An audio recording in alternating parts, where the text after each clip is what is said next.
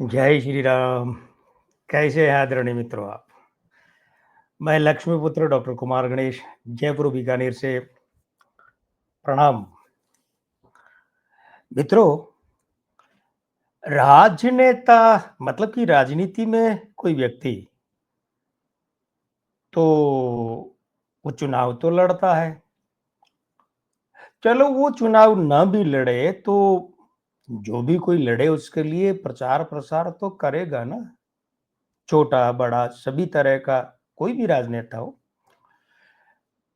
लेकिन वो राजनेता अब अगर कोई दूसरों के लिए भी प्रचार करता है तो वोट तो मांगता है। गली मोहल्ले के स्तर का हो और चाहे राष्ट्रीय स्तर का हो, है ना? मांगता है ना वोट।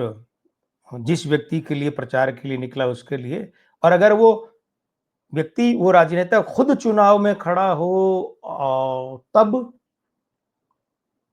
तब आप कहेंगे कि भाई ये कोई पूछने की बात है, वोट तो तब भी मांगेगा।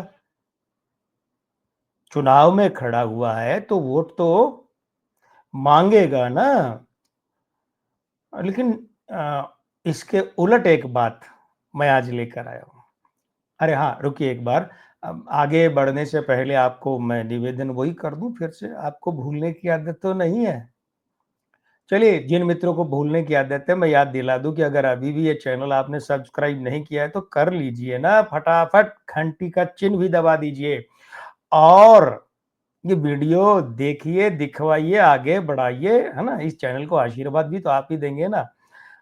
तो ठीक है, आशीर्वाद लेने के लिए राजनेता चुनाव में खड़े होकर क्या करते हैं? वोट लेने जाते हैं जनता के पास, जनता का आशीर्वाद लेने के लिए जाते हैं ना। क्या कहते हैं? वोट मांगने जब गली मोहल्ले में राजनेता आते हैं तो क्या कहते हैं? आपका आशीर्वाद लेने आया हूं, है ना? तो वो आशीर्वाद लेने आते हैं। लेकिन मैं आज के किस्से में आपको एक ऐसे व्यक्ति का नाम बता रहा हूं, उसके बारे में बताने जा रहा हूं कि जो चुनाव में खड़ा होता था, चुनावी लड़ाई में, लेकिन अपने लिए वोट नहीं मांगता था वो। अब आप कहेंगे ये कैसी बात हुई भाई? आदमी चुनाव में खड़ा हुआ है, दूसरी को तो छोड़िए, खुद ही खड़ा हुआ है और अपने लिए वोट नहीं मांग रहा है। नहीं मांग रहा है भाई, कभी नहीं मांगा उन्होंने अपने लिए चुनाव में खड़े होकर भी वोट। दरअसल मैं बात कर रहा हूं तो श्री कृष्ण सिन्हा की।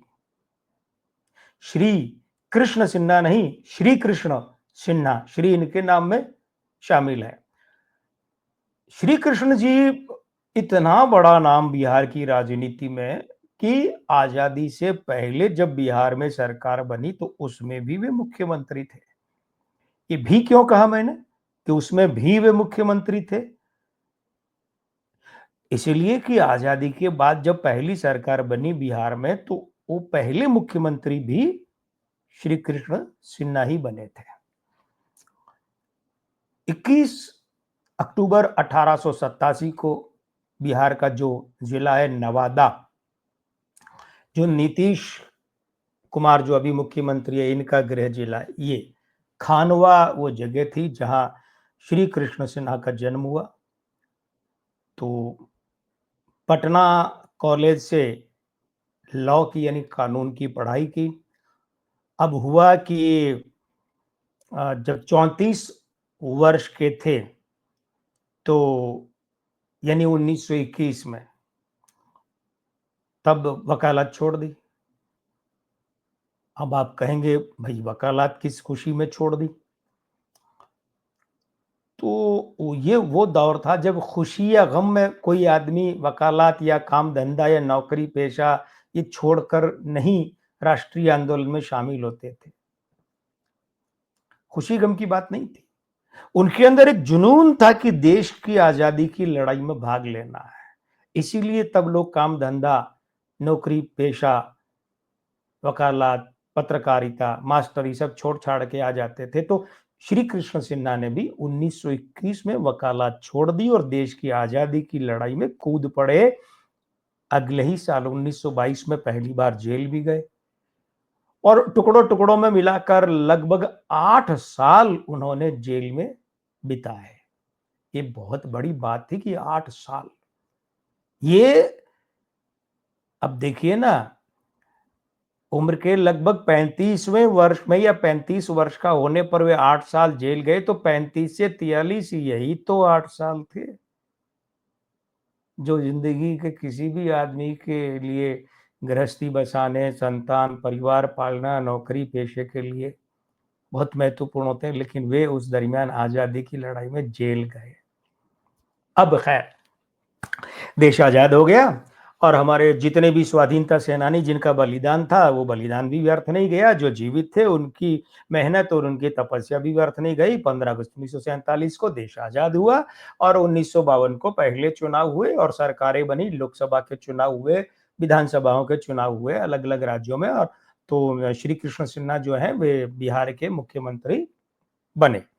अब आया 1957 का दूसरा विधानसभा चुनाव। अब साहब श्री कृष्ण सिन्हा चुनाव लड़ रहे हैं। कहां से? बिहार में शेखपुरा जिला, उसकी बरबीघा विधानसभा सीट। तो वहां से श्री कृष्ण सिन्हा चुनाव में खड़े हुए। अब चुनाव कोई आदमी लड़ता है, चाहे वो प्रधानमंत्री के पद पर उस समय नेहरू रहे हों, वे भी वोट मांगने गए थे। ऐसा नहीं कि उन्होंने जनसंपर्क किया, नहीं, जनसंपर्क मतलब वोट मांगना यानी कि जनसंपर्क। लेकिन हुआ क्या कि श्री कृष्ण सिन्हा जो है, उन्होंने पर्चा तो भर दिया और फिर जो अपने सहयोगी थे उनसे कहा कि देखो, मैं इस चुनाव में जनता से वोट मांगने नहीं जाऊंगा। अब इसके पीछे ये नहीं था कि वे जनता की अवमानना करते थे, घमंडी थे, जिद्दी थे कि उन्हें जनता के वोटों की जरूरत नहीं थी, ऐसा नहीं था। वे बहुत विनम्र, बल्कि आगे के 2-3 और वीडियो में मैं आपको बताऊंगा कि बड़े अद्भुत व्यक्तित्व के स्वामी थे, बड़े अद्भुत। लेकिन उन्होंने कहा, उनका तर्क अपनी जगह बड़ा मजबूत था। उन्होंने कहा कि देखो ऐसा है, अगर मैंने काम किया होगा मुख्यमंत्री के रूप में 5 साल, या जनता मुझे इस लायक समझेगी, तो वोट देगी।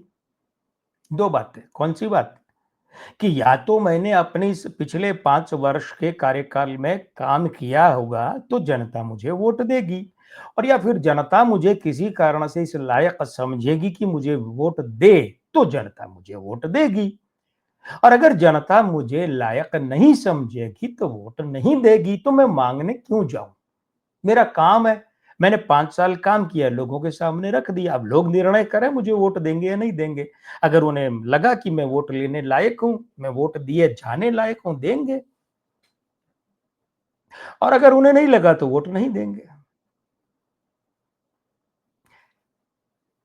है ना कमाल का तर्क?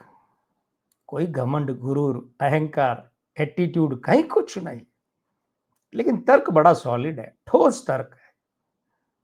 तो चलिए खैर साहब, फिर हुआ क्या? यही ठोस तर्क था और आगे के एक वीडियो में आपको बताऊंगा।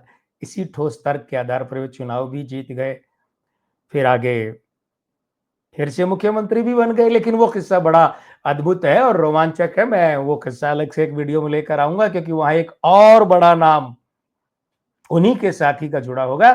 तो फिलहाल तो मेरे साथ में और मेरे इस किस्से के साथ में कौन जुड़ा है भाई? आप जुड़े हैं, है ना? तो क्या करना है? अच्छा, हाँ, हाँ, जो नहीं जुड़ पाए अभी भी, यानी कि जिन्होंने ये चैनल्स अभी भी सब्सक्राइब नहीं किया है, वे ये चैनल सब्सक्राइब कर लें और घंटी का चिन्ह दबा दें, जुड़ जाएँ। और अब जुड़ गए हैं, और जो लोग पहले से जुड़े हुए हैं, वे बंधु क्या करें, वे मित्र क्या करें कि इस वीडियो को पसंद करें, करवाएँ, आगे बढ़ाएँ, अपना आशीर्वाद प्रदान करें। आप ये काम करें और मैं दूसरा काम करता हूँ क्या? लेकर आता हूँ जल्दी से अगला वीडियो। तो विदा। मैं लक्ष्मीपुत्र डॉक्टर कुमार गणेश, जयपुर बीकानेर से। जय श्री राम, प्रणाम।